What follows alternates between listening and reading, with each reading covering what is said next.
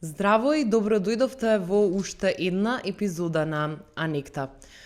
Гостин во деветата епизода на нашиот подкаст е Перо Момировски, долгогодишен спортски новинар кој во моментов е дел од извршната канцеларија на самостојниот синдикат на новинари и медиумски работници. Со него зборувавме за какви се состојбите во македонското спортско новинарство, општот за спортот, негови искуства низ долгата 30 годишна кариера. Пред да ви кажам да ја погледнете и да уживате во епизодата, стиснете лайк и сабскрајб на нашиот YouTube канал, како и каналот на Анекта на Spotify. Уживајте!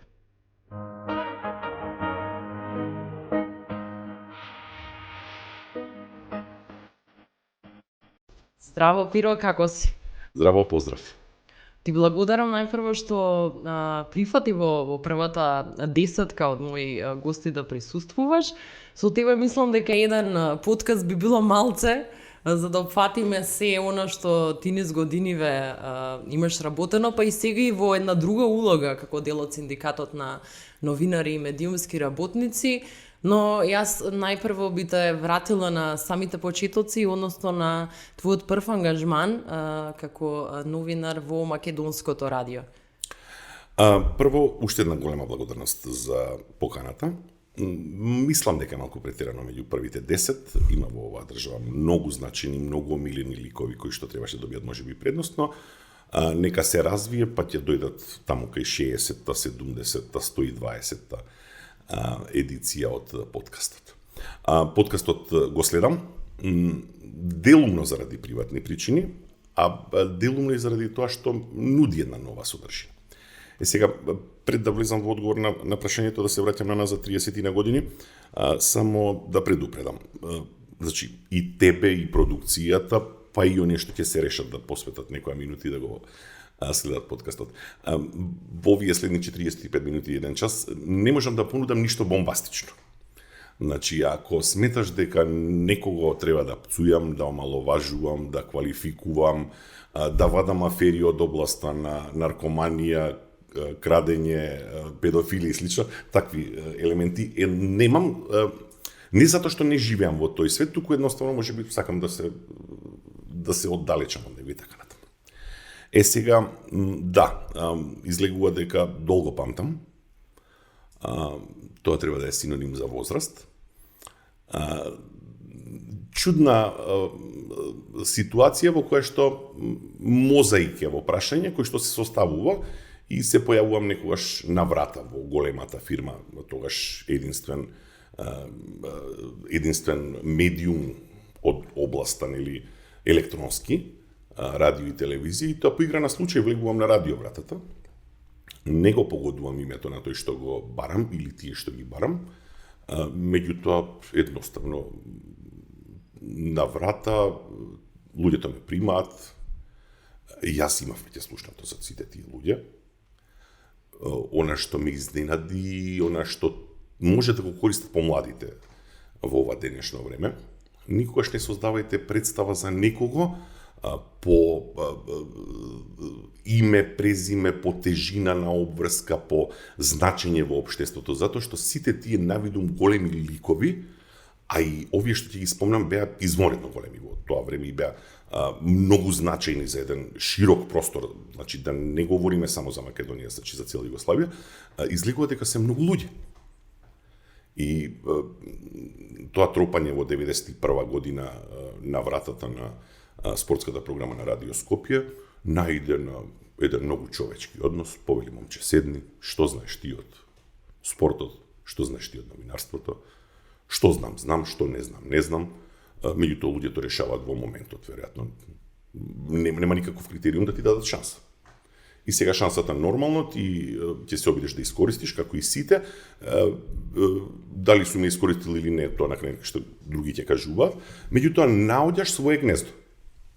И доаѓаш во ситуација кога си имал представа на 19-20 години дека работа, обврска, професија е нешто што е тешко, нешто што бара многу труд, будење од сабајле, нервози, ангажмани, брзо стекнуваш навика која што во најмала рака е не секојдневна, тоа е дека ти сакаш да идеш на работа. Многу мина се чудат кога ме прашуваат колку време си работел на почетокот од тој дел од областа, нели, спортско новинарство. Јас кажувам дека сум работел 7 дена по 15 часови. И не ми било тешко. И дури да бидам искрен, можеби е срамота на денешно тоа да го кажам, вистинско уживање. Значи, мене будењето на утро или фаќање автобус или автомобил расипан, се знае како оди тоа кај 20 годишни луѓе, не ти представува проблем. Ти брзаш, иташ, сакаш да бидеш во тоа друштво и сакаш да го работиш тоа за што ти било дадено шанса. Да, сум ја побарал и сум добил позитивен одговор.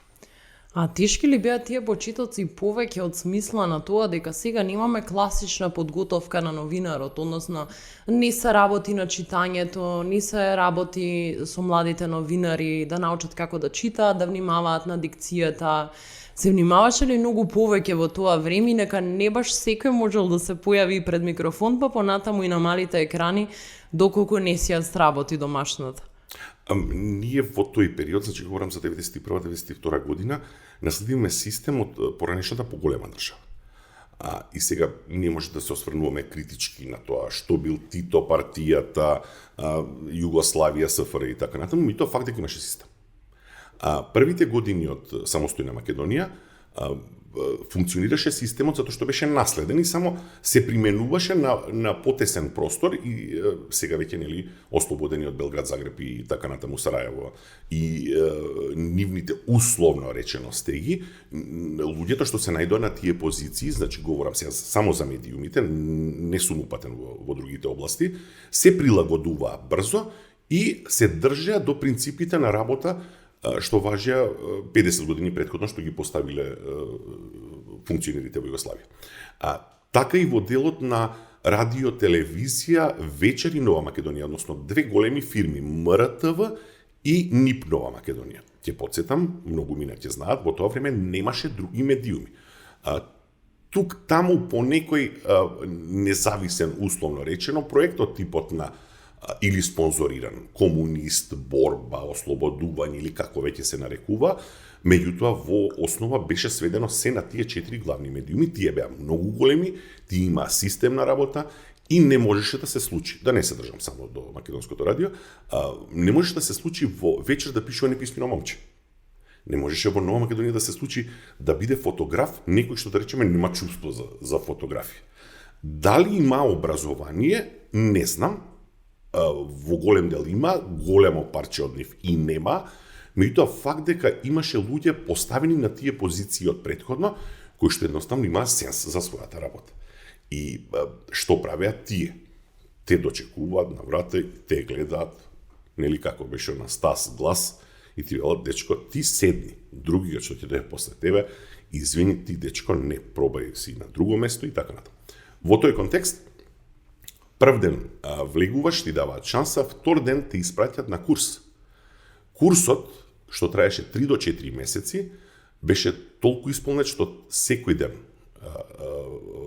се одбиваше во некакви термини од 9 до 2 часот, што мене ми дојде како факултет. Јас имав 2 години факултет во тоа време завршено, јас немав толку посетувано настава колку што имав во тие 3 месеци во Македонската радиотелевизија. Работеа големи звучни имиња од Милчини, Спасови, Станковски и така натаму. Значи, култура на говор, писменост, дикција, читање, новинарство и така натаму.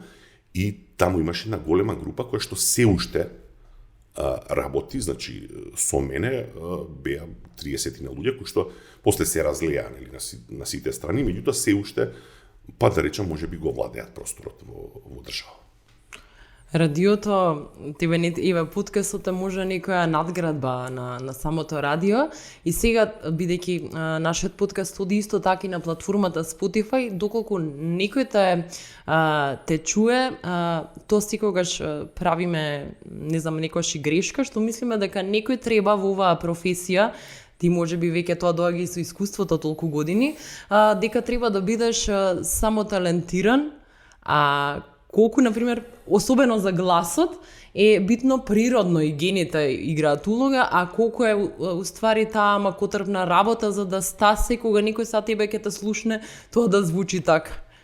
Во сите сегменти од медиумите. Како впрочем и во голем дел од другите професии, најконкретно за спортот тоа важи. Велат 5% талент, 95% работа. Се, ама баш се темели одново на работата. Сега, ако го разглобуваме, можеш да ги немаш 5% талент, да имаш 2 или 3, да не се држиме до бројките. Ако го исполниш делот на работа, максимална посветеност и да си ја сакаш и да се трудиш, ти ќе станеш добар во својата област. Проблемот е во тоа што можеби нема да те издвојуваат. Ако имаш и над 15%, а не успееш да се натераш сами од себе си, да го одработиш оној голем дел од 90%, ти никогаш нема да бидеш. Ти си побараш, нели, на среќа на друго место и така натаму. Така и во новинарството. Можеш да имаш глас, и ние знаеме многу луѓе што имаат глас. Не можеа да станат радио новинари и коментатори. Имаше многу писмени луѓе. Значи, станува збор, повторно ви велам, за фирма во која што во еден период имаше 1500 луѓе, од тоа 1000 се новинари, затоа и многу мина сега на денешно време велат, ти ги знаеш сите, па да, сум соработувал со најголем дел од нив. Таму имаше извонредни пишувачи.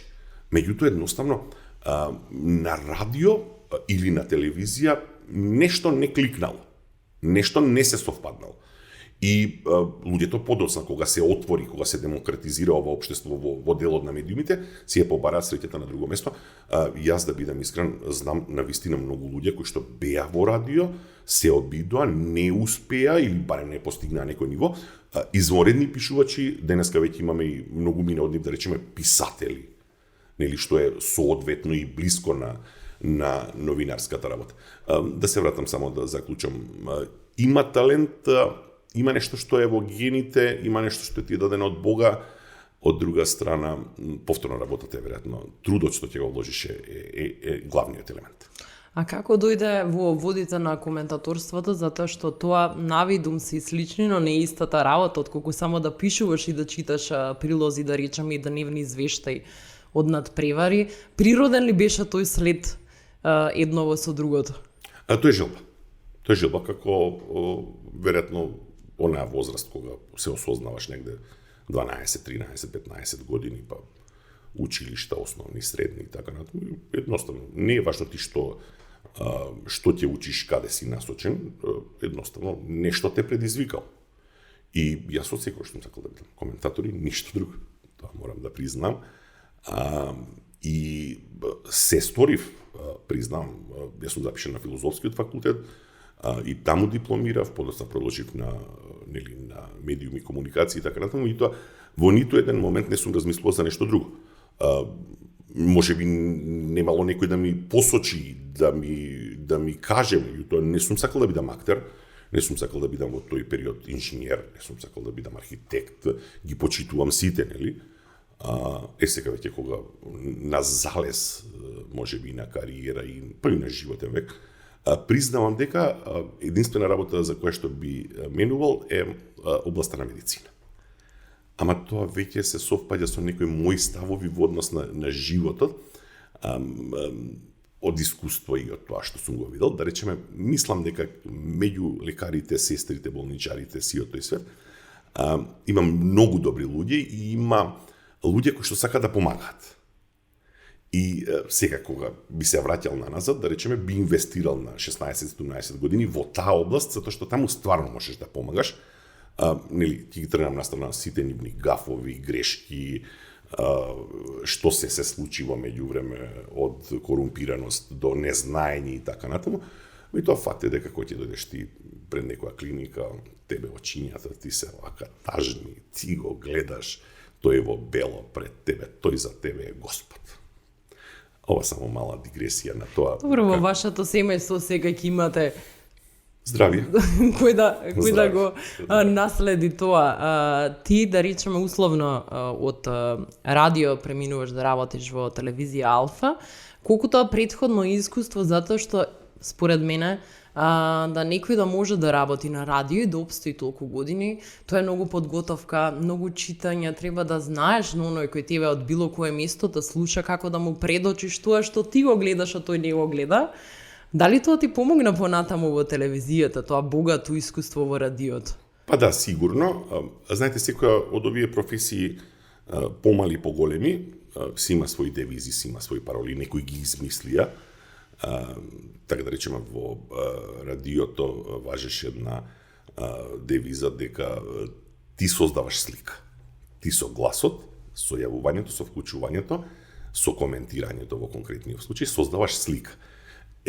Наеш дел на имагинација, тоа е за да се чувствуваме ние горди, тоа е некаков пиар дел малку и така натаму. Меѓутоа, единствената причина што јас си заминав од радио е тоа што радиото го загуби значењето, влијанието во светски рамки.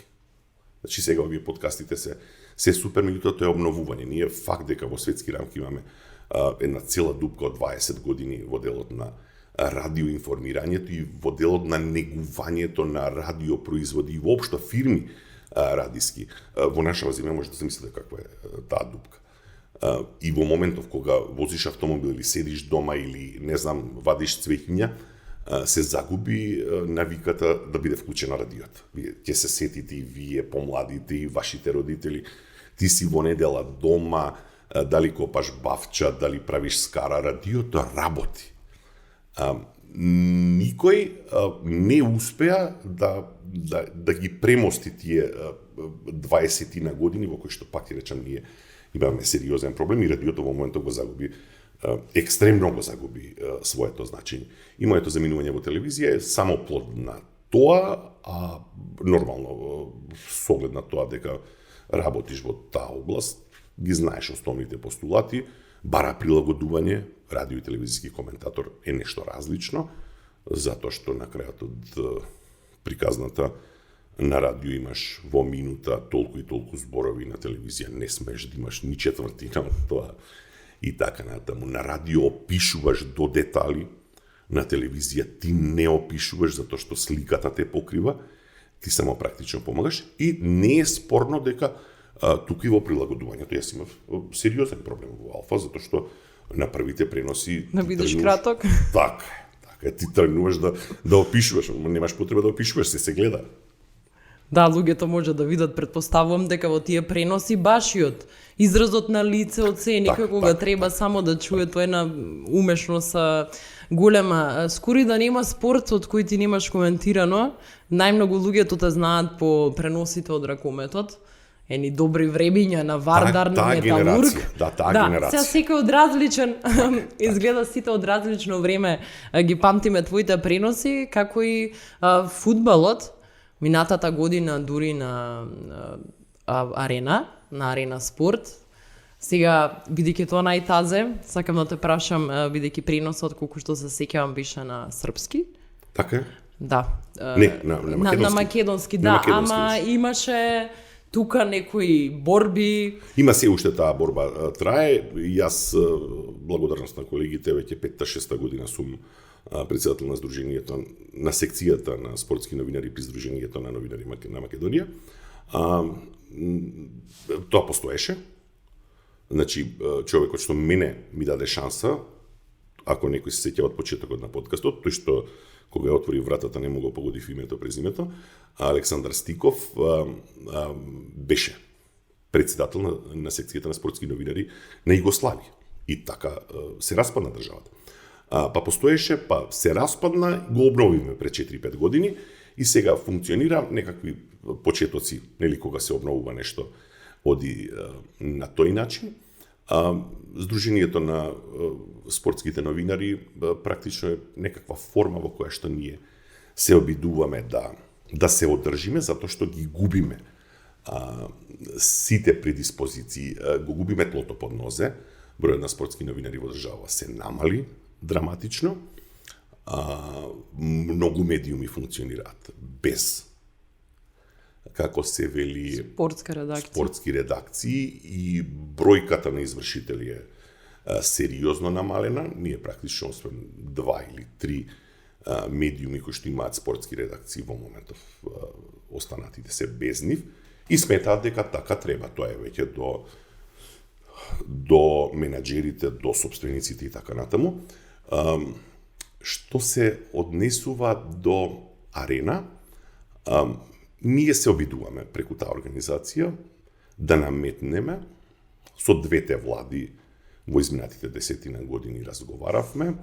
Сметаме дека најдиректно во националното ткиво е проблематично, значи навлегување во тој дел е емитување на надпревари затоа што се многу атрактивни, затоа што се многу гледани на јазик, во случајов станува збор за српски и за хрватски, на двата најпопуларни канала. До овој момент не сме се поместиле, немаат чувство, самите кабловски оператори, односно тие медиуми, како Арена Спорт Клуб и Евроспорт, не може да бидат запрени да емитуваат на туѓ јазик. Едноставно си ги штити правото, легислативата. И сега само треба да има добра волја кај некого. Ќе се сложам дека во моментов сето тоа ќе делува малку чудно, се создава навика, се е навика, и во моментов Golden State Lakers сите се навикнати да гледаат со српски коментатор, Џоковиќ и Алкараз со хрватски коментатор, да не одам натаму. Челси, Ливерпул, Реал Мадрид, Барселона. Сега ние ќе мора да застанеме, па одново сега веќе прашање на тоа дали има доволно кадар, тврдам дека и нема. Ние како државјани на оваа држава, помалку или повеќе патриоти, многу често сакаме да го истакнеме туѓото, да го омаловажиме нашето. Меѓутоа, некој некаде ќе пресече. Затоа што уште еднаш инсистирам дека македонскиот јазик најдобро се практикува и со сите елементи што одат со него, ако ти го следиш и го слушаш, особено од настани што се атрактивни. Ние во моментов тоа го немаме и трпи јазикот. Џабе ние зборуваме за промени на име, патриотизми, вакви, такви, онакви, никој не повлече чекор и не рече чек, запрете. Инаку арените, спорт клубовите и евроспортовите, тоа се многу канали сега веќе, мислам дека околу 20-тина, одземаат огромен број на гледачи во дадени термини, ајде да речеме, можеби не во понеделник наутро кога имаш јапанска лига или како му доаѓа јапанска J или кинеска. Меѓутоа во сабота и во недела и податоците велат дека се страшно гледани по шерови, рейтинзи и така натаму. И тоа мора оваа држава во даден момент да се свести да го не да го прекине ние емитувањето на тие преноси и гледањето го сакаме и мора да постои, меѓутоа од друга страна мора да се македонски коментар. Зборам за македонски, знаете, кога зборуваме за овие работи, коса црта секогаш постои албанскиот. Да. И тука да бидеме честни. Не беше тоа толку одамна кога Џоковиќ можеше да се гледа на Телма. Така. Кога сите што следат нели серија А може исто така да слушаат на Телма, не збориме за некоја нели дистанца што беше многу одамна, тоа беше до многу скоро, Да. кога имаше спортски редакции во секоја телевизија. Не прегази времето малку, превисоко отидоа цените. Во моментов нема во држава медиум кој што ќе издвои така сериозни суми за да откупи било каков спортски настан. Ние во моментов, освен трудот на МТВ, останатото практично не постои како труд, како обид на собствениците да речат чекайте ќе го купам Ролан Гарос и ќе имам еден извесен период 14-15 дена гледаност. Не. Во старт се откажуваат, превисоки цени не може да го исполни во делот на маркетинг, нели комитентите се откажуваат за така високи цени. Меѓутоа, повторно ќе речам, во овој случај сериозно трпи нацијата. И трпи јазикот, затоа што секој од нас во одреден период од животот, некои си верни фанови, фанатици гледаат постојано. Спортот е навистина многу важна работа. И недостатокот на кадарот е исто многу голем проблем. Лани имавте заедно со ЗНМ и една панел дискусија што беше спортското новинарство упомена при исклучување и никако не се става високо на агендата на тоа колку е важен спортот во една нација и колку е важно да се слуша на мајчиниот јазик. Нека ми простат и овие што се во моментов по позициите во држава и тие предходно 11 години нема чувство, нема ценз. Значи да бидеме докрај искрени, поставени ликови кои што немаат чувство не за спорт и за македонски јазик, немаат чувство веројатно за државата. Да бидеме реални докрај. Сега не сакам да влегувам во приказните за корупција на сите нивоа и така натаму, тоа никој не се нафати нешто да стори. Еве оваа област, јас претпоставам дека не ги оптоварува многумина од граѓаните во држава, погаѓа една помала група, меѓутоа тоа е само ако сакаш да гледаш изолирано, затоа што рефлексиите од поместување на оваа позиција, коментирање на македонски јазик на популарните спортски канали, треба да има одраз и во продолжение врз спортот. Не можам да направам во моментов точна анализа.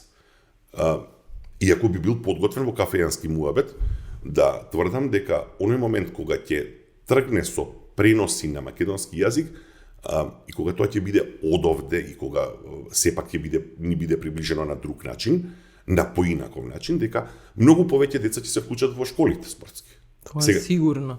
Немојте да барате од мене или да стојам да гарантирам за тоа и некој утре да ми побара бројки. Меѓутоа факт е дека е така.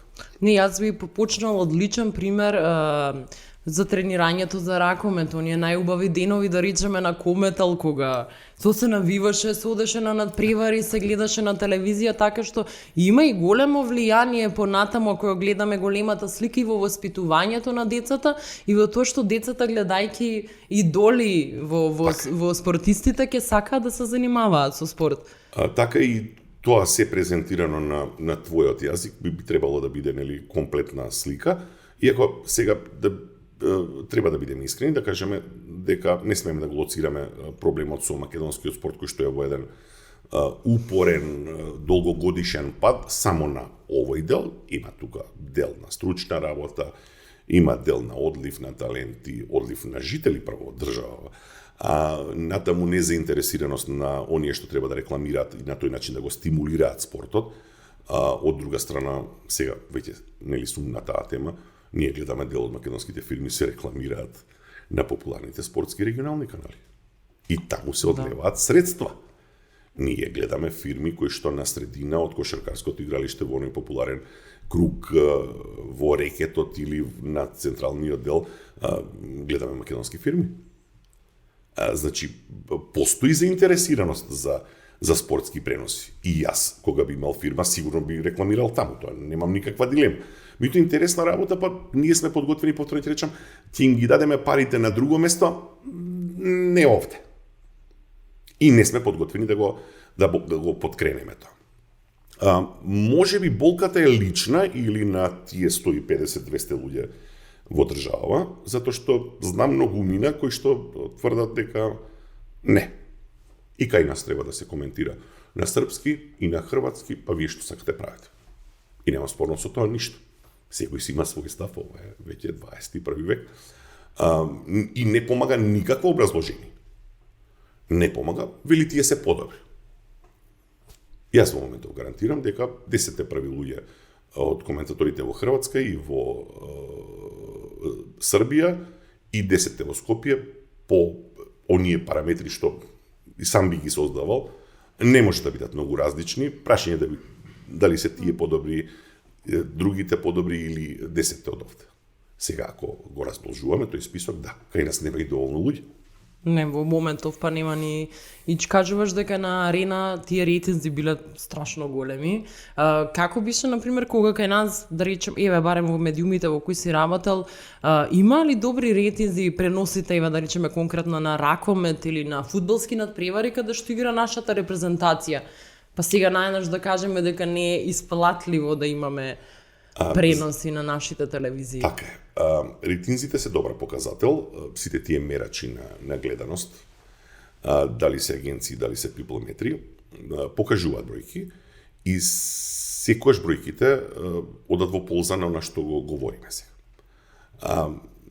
Пред 5-6 дена Арена во Белград прославуваше некаква годишнина и таму извадија еден убав телоп, каде што се гледа дека се втора најгледана телевизија во Србија, напред е само РТС, затоа што РТС допира до сите. Ово е кабловски оператор.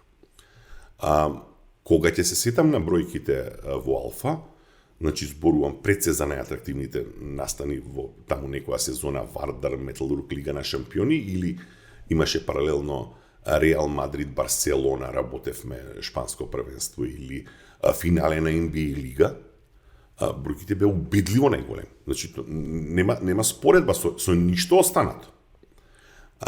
Не ги знам точно бројките на македонска телевизија. Само они работат во моментов спорт.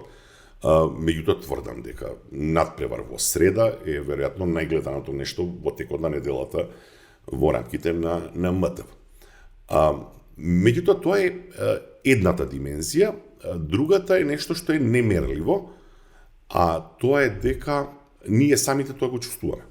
Одиш на пазар, одиш во дуќан, одиш во болница, одиш не знам на милион места и они ти викаат вчера ти речеа вака, а требаше да речеш така, нели? Кај нас се во принцип некаква забелешка, таква форма, и ти го мериш импулсот на гледалиштето тука, на лице место, дали е бербер, дали е поправач на точаци, дали е било каква фирма. И од тука, значи, нема никаква дилема, да немате ништо спорно. Спортските настани се убедливо најгледаната работа. Значи, постои тоа парче од гледалиштето, таа група на, сега ти да ги делам по возрасти, ама нема да навлегувам во тоа, кој што гледа шпански, турски и не знам какви серии. И нема да ги подценувам. И да бидеме искрени. Турските серии ги гледа една група точно лоцирана таму некаде преку 60-та година. Дали се тие атрактивни за овие што нудат производи, не знам, тоа нека си води сметка некој друг. Меѓутоа ми е несоодветно да правам споредба меѓу надпревар работнички МЗТ и меѓу 219 епизода од серијата таа и таа, да не навредам никого, каде што факт е, погледана е турската серија. Факт е, меѓутоа од друга страна, таа нема одраз во општеството. Низ улициве наши, низ шеталиштава, низ дуќаните, нема. А работнички МЗТ е нешто друго, да. Сега, кое, например, да речеме, бидејќи јас не знам како ви траат тие сите подготовки пред коментирање на надпревар, што е најтешко да се подготвиш да пренесуваш? Имињата. Тоа ќе те прашав, затоа што работејќи во телевизија, дури за некои имиња што не се толку комплицирани, тоа било пречитување во офтон некои 10 пати, но тука немаш простор да го пречиташ. Не, имињата се, знаете, станува збор за различни говори подрачја. Во оваа држава долго играше Гетафе, и јас сум бил дел од тоа, за подоцна да изгледа дека на шпански тоа е Хетафе. Не да влегувам во нијанси од типот дали е тој Хуанми или е Жоакин или е Хоакин и така натаму. Меѓутоа морам да бидам искрен. Јас толку и не би можел да зборувам сега, можеби немам појма, ќе речеш ти си застапувал некакви такви тези дека тоа е Гетафе, а подоцна изгледа дека е Хетафе или тој бил Жоакин, не бил Хоакин и така натаму. Меѓутоа акцент не ставам на тоа. Знаете зашто? Затоа што ќе го препознаеш. А ако стане добар, дали клубот, дали играчот, дали репрезентацијата, брзо ќе го најдеме моделот и ќе се исправиме и така натаму. Имаме еден фудбалер на Манчестер Сити, се вика Кевин Де Бруйне, Брајне, Брне и што се не.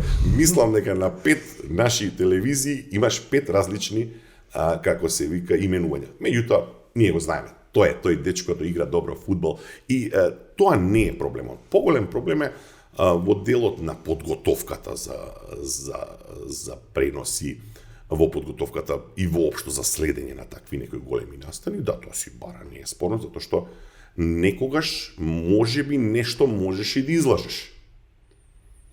Иако во принцип лажење не постои во оваа сфера, во оваа фела никако, затоа што знаете како. Вие имате на Вардар група на луѓе, 10-12 хиljadi, и ти утредната во Нова Македонија не можеш да напишеш нешто сосема поинако.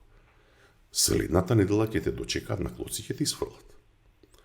Ти не можеш на чаир да правиш пренос, затоа што тој седи со радиото. И од озгора ти дофрла и ти ми вика, абе ти гледаш ли каде? Ти викале така?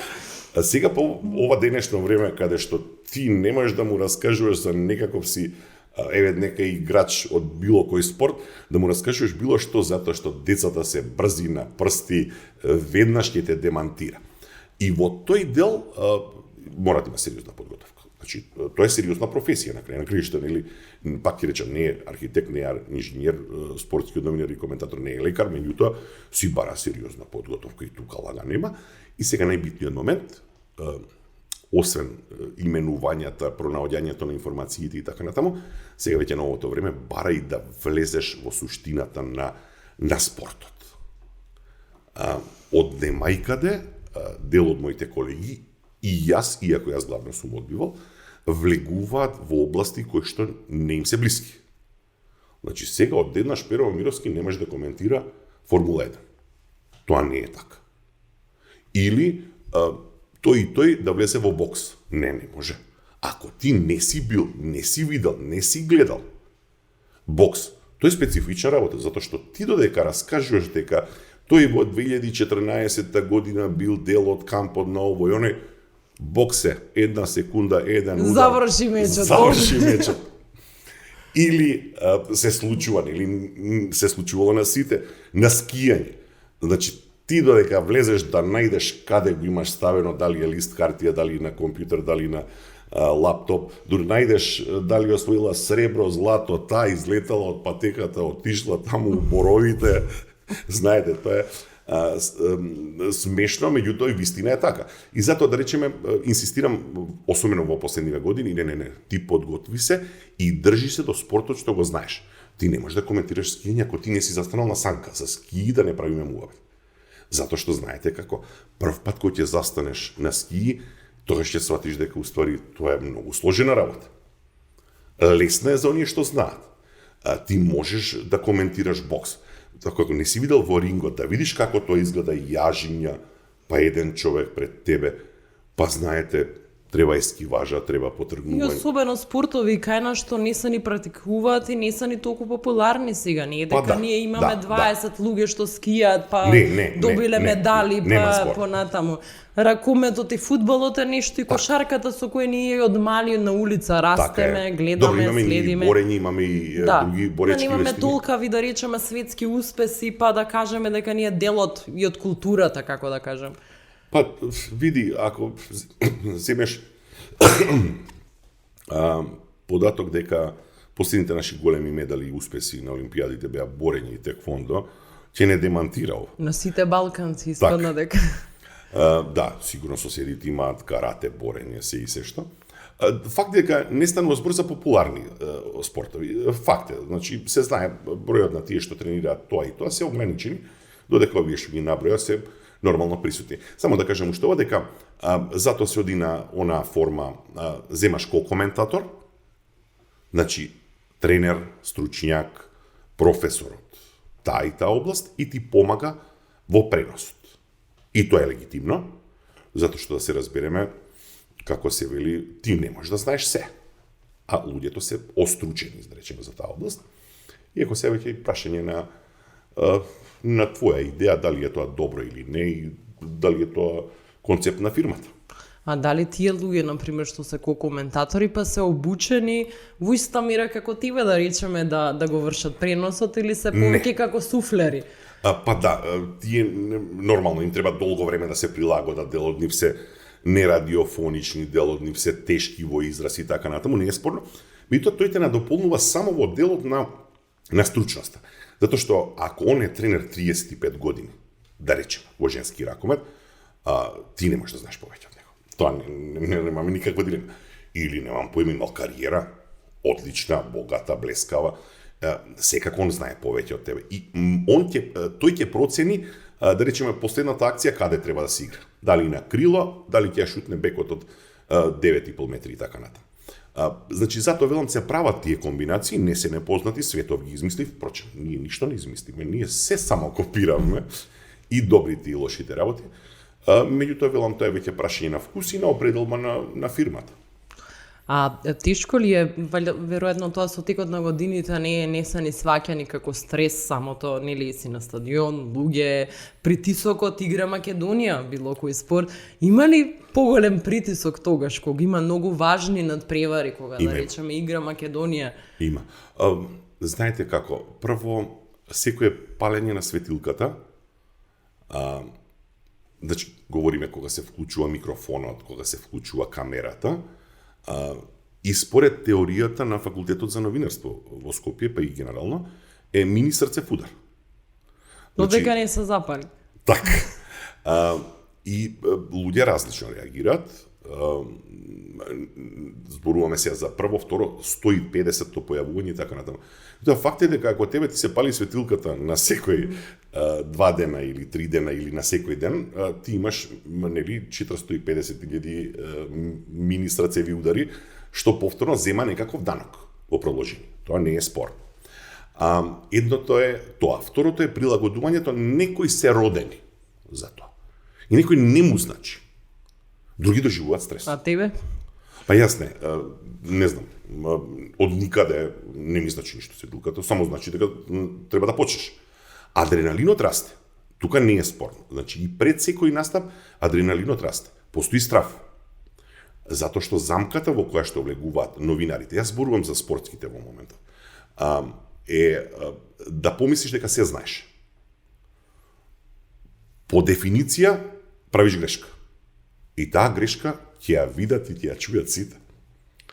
Затоа, значи ова се извадоци од она што мене ми го пренесувале, нема да пропуштам можност да ги спомнам. Значи, оние што ме дочека, Александар Стиков, Гоце Сипковски, Ивко Панговски, Бранко Давидовски, значи, Зоран Јордановски си беше заминат, значи, луѓе, стравична екипа на луѓе кои што не само што знаеа, туку сака да ги пренесат работите. Што е многу реткост. Што на денешно време е особено реткост. Јас не знам како беше претходно, тоа не можам да го речам. Водеа сметка до тој степен што доаѓа во понеделник на тој толку популарен уреднички колегиум или колегиум на редакцијата, на кој што, не знам, лета искри. И беа кажани сите работи, од типот на пушиш цигара, таму сгреши, не го виде тоа и почнува со изразите. Не може да биде ова, нели, оваа конструкција на реченица, не може. Ти си оди чекаме, овие луѓе спијат ли? Не, они само беа професионалци. Они само си има прифатено обврската сериозно. И сакал не сакал. Втор пат ќе сгрешиш, следниот понеделник, пак ќе те караат. 5 пат ќе сгрешиш. По известно време, нивната упорност си сплатеше. И се поправав. Сите, колку што можеме, се поправаме. И по известно време ти почнеш да, нели, од обичниот скопски сленг, кој што влече многу елементи од соседството лево-десно, ти почнеш да говориш на чисто македонски јазик, затоа што можеш да се привикнеш. Можеш да се привикнеш затоа што ти прави проблем на работа, условно речено. Сакам да кажам само дека адреналинот расте, нема показател кој што може да утврди кој е подложен на зголеменото ниво на адреналин или што и да е веќе. Некои функционираат подобро, некои полошо. Има само уште еден момент, а тоа вели дека има денови во кои што не сме своји, не сме наши, има денови во кои што на сиот труд што си го вложил, си се спремал 3 дена, 5 дена и така натаму, си изгледал милион луѓе и ги знаеш точно, не бре луѓе, не се врзува реченица, точката не стои, воздух не можеш да земеш, постојат такви денови и за нив, за колегите во овој елемент мора да постои разбирање кај публиката. А ти си имали случајно го спомена тој претходно, после некој многу важен меч, да те сретнат по улица, да ти кажат, го споменат тоа, да ти кажат како бе можеше така да кажеш, што лажеш. Тама работа немате луѓе, па тоа е нормално. Особено кога немаш социјални мрежи, па тоа ќе ти го кажат на фотографија или на статус. Уживавме. Јас морам да кажам, во тој интервал од 91-2 до 2005-6 ние вистински уживавме. Бевме важни во ова општество. Многу мина најдоа за сходно да инвестираат во спорт. Постоја Вардари, Пелистери, Кометал, Ѓорче Петров и така натаму. Добро, имаше и подоцна такви изливи, позитивни изливи низ Вардар или Eurofarm, Пелистер и така натаму. Имаше Слоги, Југомагнат, имаше работнички МЗТ. То, знаете, многу луѓе, многу големи фирми, мецени, нели, тие се сегаш неопходни во спортот, беа подготвени да инвестираат и никаде не одеа без новинарите. И тоа што е многу интересно. Тие се дружеа со новинарите. Значи се случуваше да бидат и критикувани, меѓутоа има релации. Сега, за разлика од тоа време, меѓу функционерите на одредена федерација или клуб, тие под дефолт си имаат 2-3 новинари нивни, до останатите имаат јас од 7 километри. Станува збор можеби за ново време, за непочитување, за други погледи и така натаму. Меѓутоа, сакам да кажам, во тоа време, не знам, имаше секакви бенефиции мали и ситни, од, веќе ги споменував, да не зборувам она што мене ми е најбитно, тоа е, значи, кога ќе направиш сообраќајен прекршок, доаѓа ти ги земат документи, ти прво не ти вели, што си направил, туку ти вели, добро бе, можеш ли вчера да навиваш за оној, и ти знаеш дека нема да те казна. Сега, нели, ова е работа што не треба вака јавно да збориме за јавните службеници, меѓутоа факт е дека постои.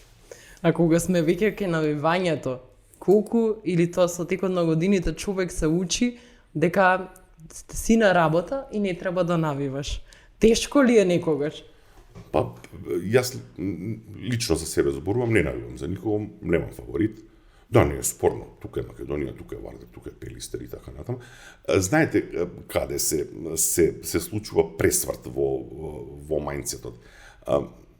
Затоа што си од Скопје, односно не, јас сум од Дебар, само сум дошол да живеам во Скопје, сега најдеш на Вардар, одиш на надпревар или лево десно. И таа првата ситуација, кога тебе те праќаат, ти треба да одиш во Битола да коментираш Пелистер со некого. И ти сваќаш дека Пелистер не ти е тебе нешто туѓо, не ти е нешто далечно.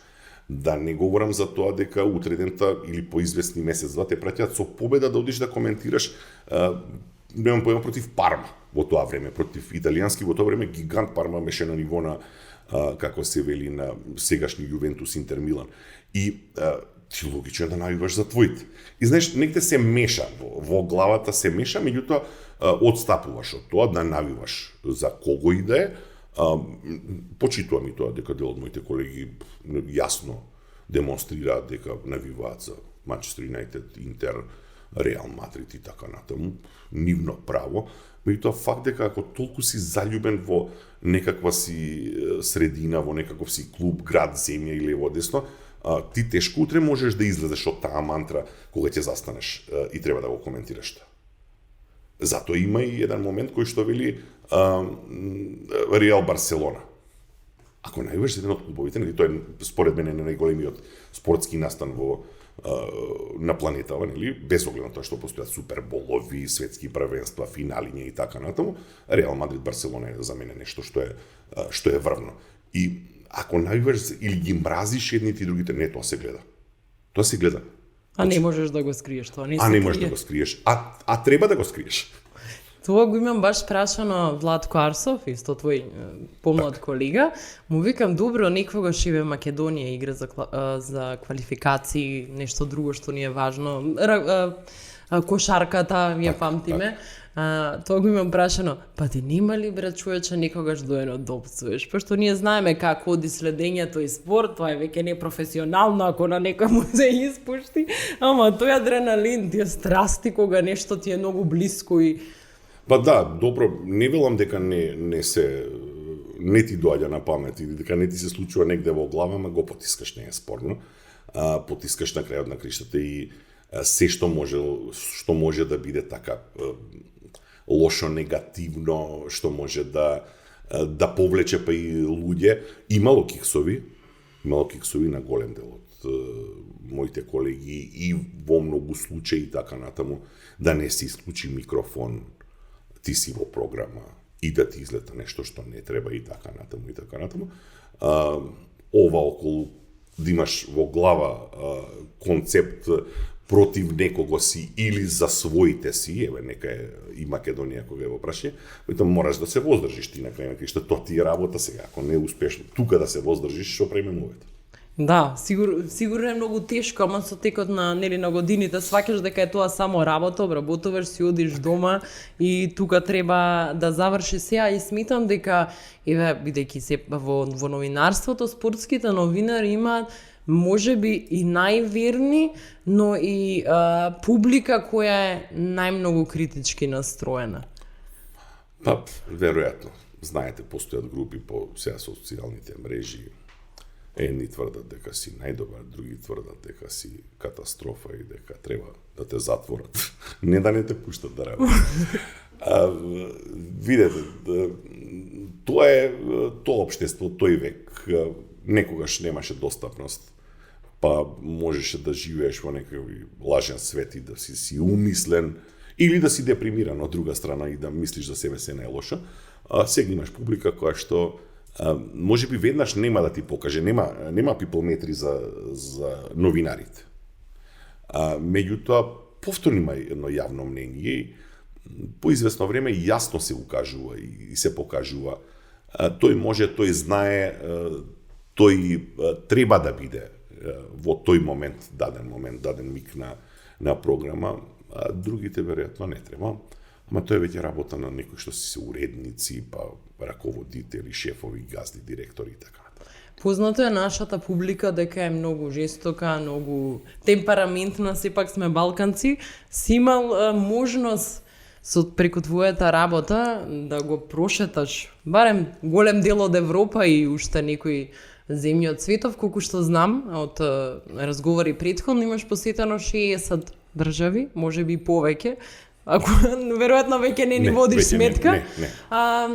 Каде ти има впечаток оставено баш публиката, нешто што ти било несвојствено, што ти е врежано во меморија, нешто што ти има изненадено? Јас по расположение сум јужен темперамент. И за мене, се почнувајќи од Турција до Португалија, значи говорам за оној дел од Медитеранот, е добро, убаво, пристојно, можеш да живееш. Се што е над Германија, вклучувајќи и пола Германија, прво можеби и тешко јас го поднесувам, облаците над глава, толку дожд и толку тумурно време, едноставно не поднесувам. Затоа и се поведувам, да речеме, од тие некои основни постулати. И секогаш, да речеме, за мене надпревари по тој крај, Италија, Франција, Шпанија, Португалија, Турција, Грција се феноменални и добро расположени, насмејани ликови и така натаму. Сега говориме за тоа дека тој дел пак од Северна Европа, се држам само за Европа, еден свет богат, културен, цивилизиран, каде што, да речеме, надпреварите се негде вистински театар, негде се вистинска убавина, да земеш не само жена, ќерки, туку и баба ти да си ја земеш комотно. Тоа го немаш, да речеме, во Турција, во Грција и па и во Италија, во Шпанија. Тешко, ајде, Италија и Шпанија сега малку ги напредуваат тие односи. Станува збор за регуларен пристап на тие спортски борилишта, на сите тие арени.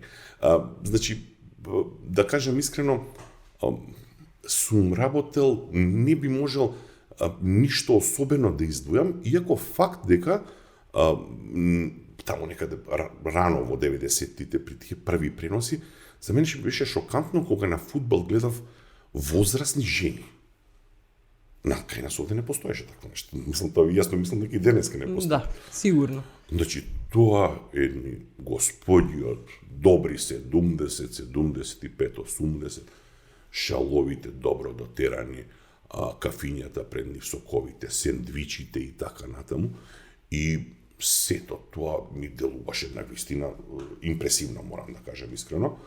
Нормално, како што беше тоа обичај, нашинците се собираа кога нашите одеа и беа сместувани така во кафези и нашите беа нормално. Ќе си признаеме, нели, диви, дали тоа Вардар беше Пелистер, дали Слога и Магнат и така натаму. И сега ти имаш два различни света, ама толку различни света што мислиш дека станува збор за разлика во векови. Од една страна се господите, што полека се движат дури со бастунчиња, од друга страна имаш момци од овде повлечени, носени или дојдени негде Дизелдорф, Франкфурт, лево десно, кои што дивеат на стадионот и не знам, мислам дека и фудбалот баш многу и не го гледаат или кошарката, меѓутоа едноставно они се тука присутни, они се највпечатливи, не е спорно, меѓутоа стануваше збор во тоа време за мене, пак ќе речем изненадувачки, за судир без малку на цивилизација. Сигурно. Мислам, сега може би малце се и приближени, но делумно. па и не толку многу. И не толку многу. Додека ние ги стасуваме, ти отида уште понапред. Може би клиши прашање, но кој е најпознатиот, да речеме најпознатиот? Тебе што ти било драго и вака што е познат може би на поширока публика, спортист кој си имал можност себе да направиш интервју, да го запознаеш, да го видиш одблиску, нешто тебе многу што ти значи. Нека звучи пречудно, како сака нека толкува. Не ми оставило впечаток тоа што го говорат, изјави, пресконференции или некакви си прес-зони во кои што поминуваат. Не сум ништо импресионирано тоа што кажале, како кажали и така натаму, или барем не сум запамтил нешто. Сум останал чудовиден од двајца спортисти што ги видов на Олимпијада. Усейн Болт и Леброн Джеймс. Да кажам искрено, значи, она што може човек да си го помисли како нешто врвно од анатомија на тело. Значи, луѓе, двајцата нема никаква мана. Значи, кога ти ги земеш вака, најдобрите цртачи, најдобрите уметници не може да го нацртаат подобро од она што го поседува Усейн Болт или Леброн Джеймс. Во тоа време, ова Пекинг 2008, ако не се лажам, беше и помлад, сега веќе малку поправен и така натаму. Да речеме, и Майкл Джордан не ми делувал така. Овие двајца луѓе, тоа е нешто, ако можам да го наречам, совршенство што може природата да го создаде во човеково тело. Секој мускул, секој атом име на место. Како човечки машини. Тоа е мојата импресија од големите спортисти, да речем. А како ја спомена само Олимпијадата, ќе те прашам за тоа, какво е, дали едно друго поинакво искуство, да речем Олимпијада, ако споредиме со Европско првенство, Светско првенство, следење, што е различно во самата ваша работа кога се известува од Олимпијада? Знаете како, си има специфики, меѓутоа основните параметри се тие. Значи, имаш најава, настан, одјава. Одјавата и најавата ќе траат толку колку што бара фирмата, редакцијата од тебе. Настанот, дали е коментирање, дали е следење, па известување, нели е едната работа. Во одјавата си оди повторно желба твоја на дозирање.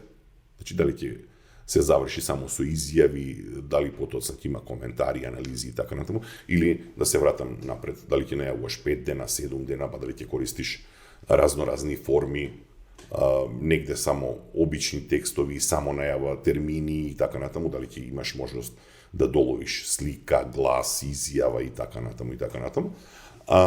Европските и светските првенства се од еден спорт, таму е се фокусирано На тоа, олимпијадите, речеме тие мултимедијални спортови, мултиспортови, како медитерански игри, детски, европски купови лево десно, имаш повеќе борилишта и практично ти не можеш да одржиш концентрација на сите, ги пренесуваш информациите во доза каква што сметаш дека е потребна, меѓутоа факт дека ти на олимпијада има, не знам, 35 спортови, не знам колку дисциплини и така натаму, ти немаш да бидеш стручњак за сите, дел и не се атрактивни на ова наше подрачје и воопшто, нели не ги ни споменуваш, за оние што се најатрактивни ти им посветуваш малку повеќе внимание, меѓутоа тоа се е брз ритам, значи нешто што се случува во текот на 24 часа, практично таму ти е жал да спиеш, така и со европските првенства на кои што учествува Македонија. Ти немаш време, се случува со некој ритам, со некој темпо, па да не пропуштиш ова или она, ако сакаш да си посветен на делот на работата. Сега, како човек, како хумано битие, ти мораш и да живееш, па тука се нормално, и седенките, па дополнителните разговори, до долго во ноќта треба да се стане рано наутро. А како е во Кина, Иве? Многу веројатно од луѓето што слушаат и го гледаат подкастов Европа и биле посетиле нешто, но Кина е веќе нешто сосема поразлично. Не можам да се правам стручњак за Кина, затоа што во 2008 година, кога радиото ми испрати на Олимпијада во Пекинг, имам впечаток дека Кина беше многу подготвена да му се презентира на светот и не ја даде вистинската слика. Се беше сабласно убаво во Пекинг и во околината каде што беа борилиштата. Врв, совршенство. Меѓутоа, имавме можност да речеме каде што се движиш од едно до друго борилиште, таму нормално голем простор и така натаму, и негде во далечина ти ја гледаш другата Кина. Веројатно вистинската Кина. Исто ко ресорти не по одмори кога се оди. Така е, точно. И затоа не би можел да бидам експерт за Кина, тама работа од едно одење, да, точно седевме малку повеќе, и тоа за разлика од немам појма се зборам Централна Европа, нека Италија, Франција. Кога се движиш од едно до друго место, од аеродром до едно борилиште и до трето, ти не гледаш разлика. Они не прават представа за тебе како новинар од каде од Македонија. А кинезите тогаш беа во тој период од својот развој, сега да не навлегувам во делот на што се нели им се случува нив и политички и така натаму, беа со план на светот да му ја представат Кина која што е велелепна, веројатно не е така. Сега, веќе кога сме за тој дел натаму од светот, ќе морам да те прашам, бидејќи јас го знам тоа, каде успеваш да го запознаеш низ твојата работа и патувања председателот на Русија Путин? Со Путин бев во Сочи. Значи со нашиот поранешен председател Ѓорѓи Иванов бевме во некаков форум писен спорт и така натаму, меѓутоа вемо он. Значи ние не седевме, не разговараме вака. Така негде од подалеку, една рака пружена во делегацијата на Македонија и тоа е толку. Настрана што, да бидам искрен, нити тогаш, нити сега не бев нешто импресиониран. Да, точно со овие наши локални политичари овде, освен во последниот период, тоа е многу интересно. 30 години постојано сакал или не сакал, сме комуницирале. Тоа не е спорно. Значи, почувајќи од Киро Глигоров, сите наома, ма сега запре нешто во последните 4-5 години, не знам зошто. Може би така се наместија коцките, јас работев во медиум, кој што може би не беше миленик или не е миленик на оваа гарнитура, па сега веќе година и кусур не сум воопшто и во спортот во таква форма. Инаку да, сме соработувале, морам да кажам, различни ликови, различно заинтересирани за спорт, различно заинтересирани за новинарите. Значи, да не ги редам сега сите од Киро Глигоров, па Сената му, Борис Трајковски, Бранко Црвенковски, Бучковски компанија. Знаете како, да не биде само за Путин, и од нашите не сум нешто многу импресиониран. Луѓе што си тераат своја работа, ќе дадат формално, ќе се појават на делот тие настани што се спортски. Голем дел од нив мислам дека им ги наметнува како присуство протоколот, Ти, шефе, мораш да одиш што е добро Да те за видат на рейтингот. трибина. За рейтингот. Инаку сум ги видел како зеваат, нели, нормално, додевно име, замисли се у Охрид, они го чекаат маратонецот да доплива, мислам, молим те, А тоа трае.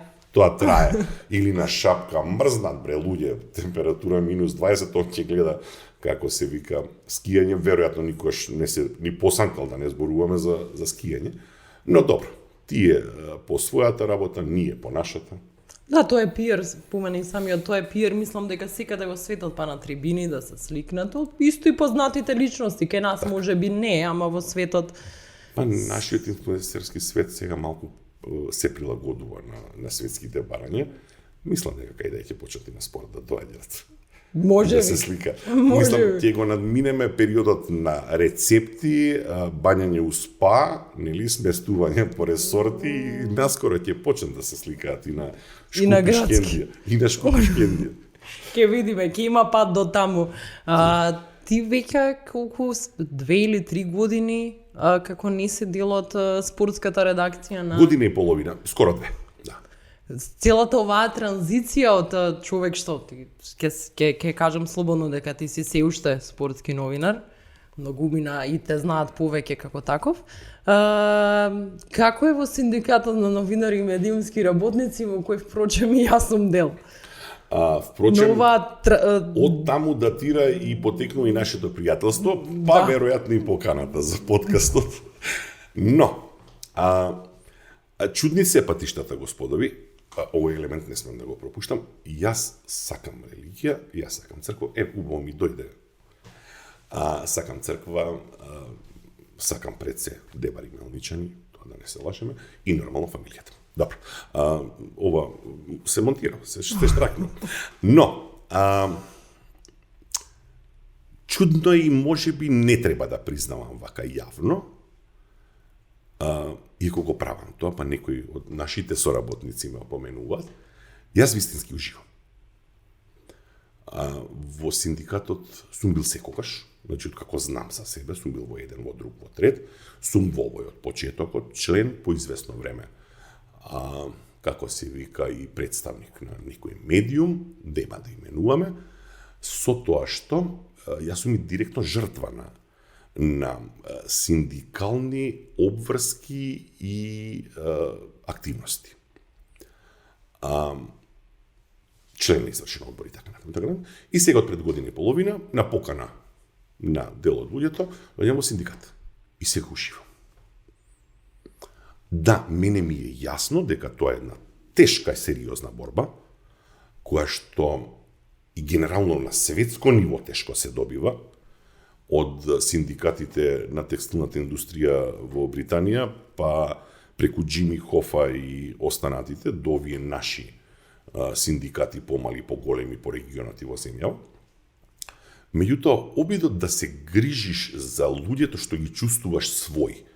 Јас не ги знам сите 2,5 или 3.000, според новата анкета на ССНМ, сега треба да ги добиеме дефинитивните бројки, медиумски работници и новинари во држава, ги знам некои 85 на 190, значи зборувам за директни контакти, меѓутоа, факт е дека се чувствувам добро затоа што негде во позадина, во тилот, умислувам, или не е наш израз, си замислувам дека ја водам грижи и се обидувам да помогнам. Нашата мисија, значи тоа мисија, визија, ми се тешки работи, мисија, визија, меѓутоа морам сега да го искористам на тој начин, нашата мисија е сепак да ги обединиме луѓето, да дојдеме во ситуација да се избориме за правата кои што ни следуваат. Не знам дали да ги наречам елементарни, зашто елементарните веројатно ги имаме. Меѓутоа, од друга страна, секојаш треба нели да се трудиме малку повеќе. Новинарската професија е прекрасна. И се што е во тој широк поим на новинари, значи говорам за камермани, монтажери, скрајбери, лектори, до чуварите и пожарникарите, и нив ги земам предвид, и тие се наши, е прекрасна. Живееш со добар свет, доста образовани луѓе, доста едуцирани, доста бистри, паметни, впрочем, тешко е да бидеш новинар и па и снимател и монтажер ако ти немаш нешто у себе. Професијата е прекрасна, меѓутоа неверојатно тоне.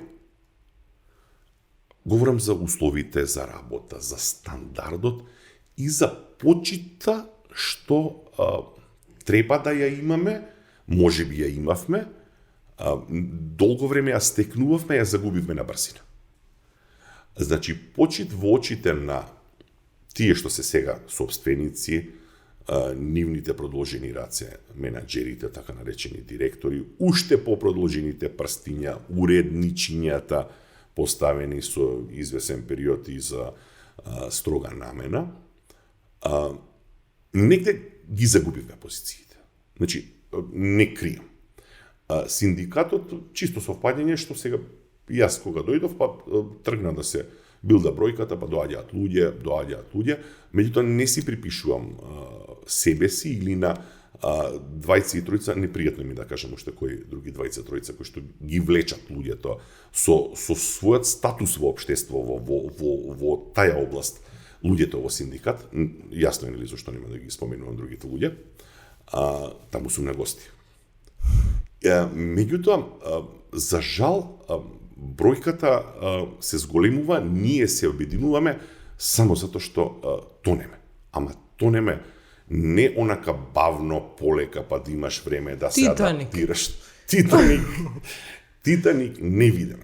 Сега многу мина од околу ми тврдат, па добра, па вие што се жалите, па што работите лево, десно и така натаму. Морам да го менувам сега и тонот тука, нели, пошто така обично доаѓаат некои соседи, роднини и така натаму и па вие што, па земате добри плати лево, десно.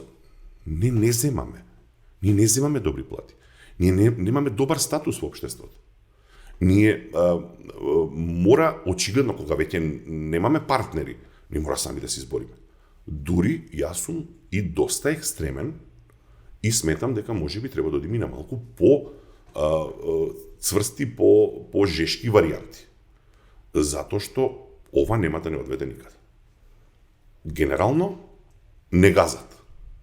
Новинарите во оваа држава наскоро ќе добијат статус на непосакувани ликови кои што немаат нели доволно капацитет и што све квалификации може да се смислат. Не знам. Тоа е со години така, само што изгледа сега е кулминацијата на се тоа што се таложело, па веројатно. Треба оттаму. Па жалта кај мене е тоа што јас фатив еден добар период. Знаете, 31-2 години сум во професијата и јас фатив добар период. Значи, знаете, говориме за навистина високи плати, за бенефиции, за почит, Што е многу важно. Знаете. Може би најважна и почита и онаму каде што... Веројатно. Значи, ако некогаш одеше да земеш изјава од некого, не човекот чекаше, ти откажеше се. Ако треба, немам појма да ти обезбеди негде позиција каде да седиш, не твојата е нацртана, више напишана. Знаете, ние дојдеме во ситуација каде што сега, предпоставам, да добиеш изјава од некакви си ликови, немам појма, science fiction, научна фантастика. Ние дојдеме во последниот период, луѓето почнуваат да играат, како велат голем дел од Западна Македонија, мајтап со нас. Да, ние на улица кога ќе кажеш што работиш, што си новинарки прават. Да. Немало што друго да се знајде. Очите, малку е... Лабрадорче мало. Малку е тоа е што е. Да. И признавам дека да, целосно сум посветен. Имаше неколку обиди покани да работам спорт на овој или на оној начин. Не велам дека нема да се вратам ако дојде вистинска понуда. Меѓутоа, од друга страна, не во моментот сум целосно фокусиран на како се вели на синдикатот на новинарите. Знаете како си добив почит заради годините, заради можеби тоа што сум долго тука. Второ, се трудам максимално. Трето, има денови кои што се малку потешки и периоди кои што се многу малку потешки. Има денови во кои што имам 115 телефонски разговори. Има денови во кои што нели тажно ти е да ги слушаш жалбите на нашите колеги од типот на не му дале одмор, му скратиле на плата, го ставиле на работа, денеска трета, утре прва, го наредиле 16 дена поред на работа и така натаму. Да не говорам за кампусот, прашање од типот на мобинзи, булинзи во некакви си форми, помали, поголеми, таман толку за да не може да ги тужиш и така натаму. Една борба, практично нели целодневна, целонеделна, целомесечна ми е во прашање. Меѓутоа уште еднаш ќе потенцирам, во моментов вистински уживам, немам чувство, ниту пак сум подготвен да тврдам дека негде одиме напред, ама мислам дека се поместуваме. Затоа што еве се показателите. Значи, и ова нормално не говорам за себе, говорам за една екипа која што е неверојатна, прекрасна. Впрочем, за да се занимаваш со синдикат, ти мораш да имаш некоја откачена жичка од тебе. Да се разберем. Затоа што тоа е труд, нели немаш добивка, трчање, па често се сочуваш и со нервози, меѓутоа те гони некаква идеја дека нели треба да си ги побараме правата, треба да се обезбедиме, да се обидеме да дојдеме до нив. Пак ќе речам, екипата е прекрасна, трудот можда и не е мал, можда не е ни голем, меѓутоа негде се поместуваат работите. Во моментов нема медиум кој што дава само 10 дена одмор. Во моментов нема медиум што дава плата под 20. Ни во плико, нешто што не беше во толку плико, така далеку. беше. Така беше. Тие работи се поместија. И сите оние што сега во моментов во нашите редови, нели во медиумскава фела, што тврдат бе сега, па знаеш, ама да направиме нешто поеќе, бе другар, не оди тоа така, оди малку по малку и второ и ние би сакале тоа одеднаш да се реши, нели? Сите новинари од држава да имаат 3000 евра плата, да имаат загарантиран одмор од 26 дена, плюс 3 заради тежината на работата, да имаат бенефициран стаж, да имаат ослободување од данок од државата, затоа што се сепак професија што има специфична тежина и така натаму. Меѓутоа, тоа, само предупредувам, не е воопшто никаква покана за да ни се придружат ниту некаков маркетинг, меѓутоа тоа не можеме да го направиме јас, Теодора, Павле, Тамара, Дарко, Јово, Цаци, Бојан и останатите. Тоа само обединети. Значи, сега се обраќам само на тој свет кој што брои некаде околу, да речеме, 3000 луѓе.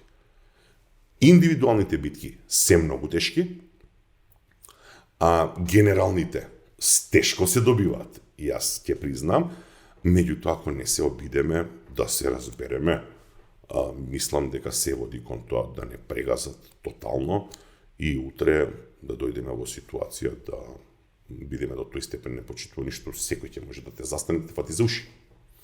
Која е ти новинар? Ало, каков новинар? Оди бегаја тука, жив ти се. И така натаму.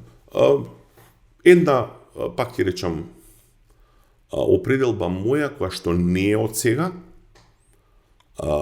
мене Белача ми е за дојдовни повици многу одамна, а јас до тоа така го толкувам сега, сакал или не. Ја нема да изнесувам дефиниција за синдикати. Синдикати има и што се подесно ориентирани и така натаму, и тоа генерално мора да си нешто малку полево и малку да сакаш повеќе да се грижиш за луѓето околу себе и за околината. Љубовта кон медицината, ова е на друг начин канализирана, пак е тоа на некој начин. Так. Не е исто, ама е слично. Можеби. Не велам не од околу синдикатот, само сакам да кажам и тоа дека растеме. Значи, како што е и концептот. Не одеднаш, не нагло, не со лажни ветувања, туку полека и сигур. Нели така така беше девизата. Паролата одиме, сега повторно ќе речам, ние сме различни ставови, со сите нишани си е организацијата, самостојниот синдикат на новинари и медиумски работници. Знам сигурно дека според ова расположение во моментов на овие луѓе, огромна почит, респект и за оние што го создадоа и го одржаа во минатите 13 години, ние нема да се залепиме до голем синдикат, Имаме понуди, нема да си дозволиме такво нешто, затоа што луѓето од големите синдикати да не се навредат, меѓутоа они се во ситуација да предводат по 40-50 илјади луѓе, они демонстрираат и сила и моќ, можат да се пазарат, можат да учествуваат во креирање на политики и така натаму. Ние не. Понудите нивни се тука, ние во моментов ќе се воздржиме и ќе останеме сами, самостојни и веројатно тоа е некаква пракса до оној момент, веројатно додека веќе востановена пракса години на нас. До оној момент додека не дојдеме во ситуација да бидеме загрозени. Предпоставувам. Веро ти благодарам многу, ние можеме да зборуваме уште многу, но нели во интерес на времето обврски дневни, се надевам дека ова нема да е првото гостување твое тука, ќе се видиме секако пак. Со оглед на тоа дека пропуштив многу работи.